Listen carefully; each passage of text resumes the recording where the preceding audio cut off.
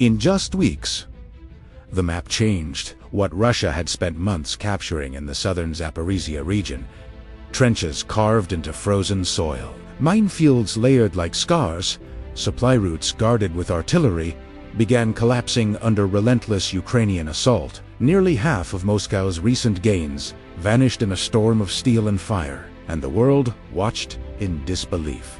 This is your Ukraine War News Update today, but not the version told in headlines. This is the story from inside the thunder. The dawn over Zaporizhzhia does not rise quietly. It explodes. Artillery roars across the horizon. The earth trembles as Ukrainian armored columns surge forward, engines screaming across scarred farmland. Drones cut through the cold morning air, feeding coordinates back to command posts hidden beneath camouflage nets and shattered barns. At the center of it all stands Commander-in-Chief of the Armed Forces of Ukraine. His name is Oleksandr Syrskyi. Inside a reinforced mobile command vehicle, digital maps glow against tired faces. Syrskyi studies the southeastern front Oleksandrivka axis, near Huliaipole, places where the line has burned for years. "We move now," he says quietly. Not loudly, not dramatically, calm. But the order detonates across the front. Ukrainian brigades that had already crushed the Dobropilya axis in 2025 now advance. Again, veterans of brutal breakthroughs. They remember what happened when Russian forces punched through that area of the front.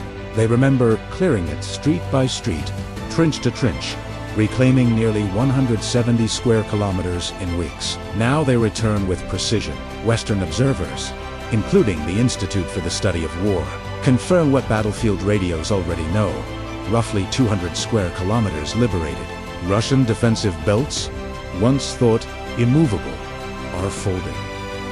Russian trenches lie abandoned. Supply trucks burn along shattered roads. A drone operator whispers into his headset, watching thermal silhouettes scatter in confusion. They've lost coordination.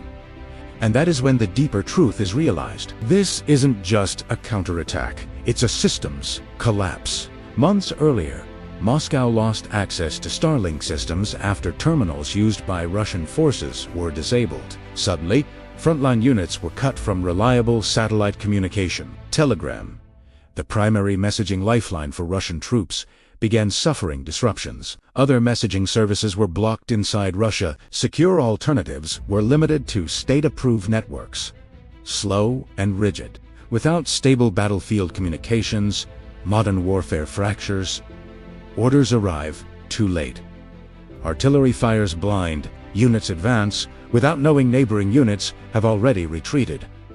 In war, silence can be deadlier than gunfire, and silence spreads along the Zaporizhzhia front. Russian planners had hoped 2026 would bring a renewed advance along the Zaporizhzhia-Orikhiv axis. Bridgeheads were prepared. Assault corridors envisioned, but Ukraine's counteroffensive shatters those staging grounds before they can ignite. Ukrainian forces push Russian units backward, extending what soldiers grimly call the kill zone deeper into occupied territory. Every attempted regrouping becomes a target. Every convoy risks annihilation. Holding these sectors now forces the Kremlin to redeploy reserves, draining strength from other fronts. Meanwhile, Russian officials repeat a familiar line: Ukraine's fall is inevitable. But the numbers tell another story. In just 2 weeks of fighting, Russian losses rivaled what the Soviet Union lost over 10 years in Afghanistan. For every 5 meters advanced, at least one soldier falls. Progress measured not in kilometers, but in graves. 4 years into full-scale war, Russia still has not captured all of the Donetsk region. Chasiv Yar stands battered, scarred, but unbroken, holding out for more than 20 months. A small city refusing to become a symbol of surrender. And this pattern is not new. Kupiansk. September 2025, the Ukrainian offensive began with probing assaults, then escalated into a coordinated strike that cleared the city and a 10-kilometer zone around it within 3 months.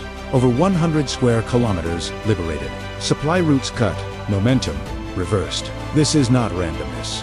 It is repetition. Disrupt, strike, liberate, hold.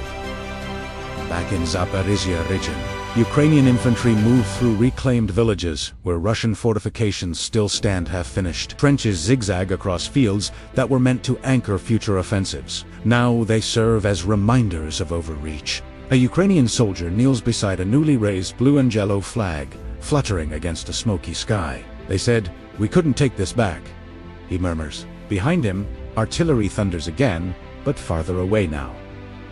This is more than territory. It's all about timing. By cutting off Russian bridgeheads in the south, Ukraine prevents the launch of another major offensive. By forcing reserve redeployments, it reshapes the strategic map. By exploiting communications failures, it turns technological disruption into battlefield advantage. This is the Ukraine War News Update that doesn't fit in a ticker. It is not a frozen conflict. It is motion, it is adaptation.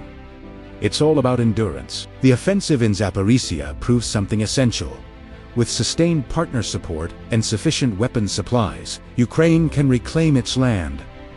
Not symbolically, not temporarily, but for the rest of time. Smoke drifts over empty Russian positions. Farmland once occupied now echoes with cautious footsteps of returning civilians. The wind carries distant artillery.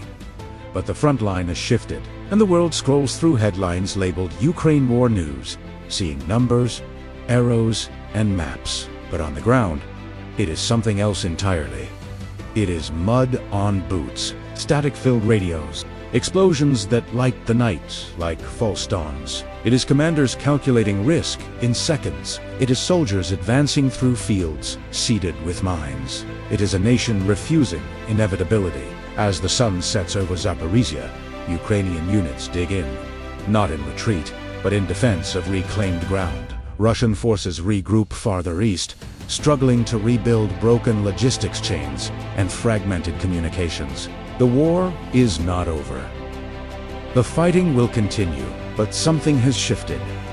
Momentum, and in war, momentum can be louder than artillery.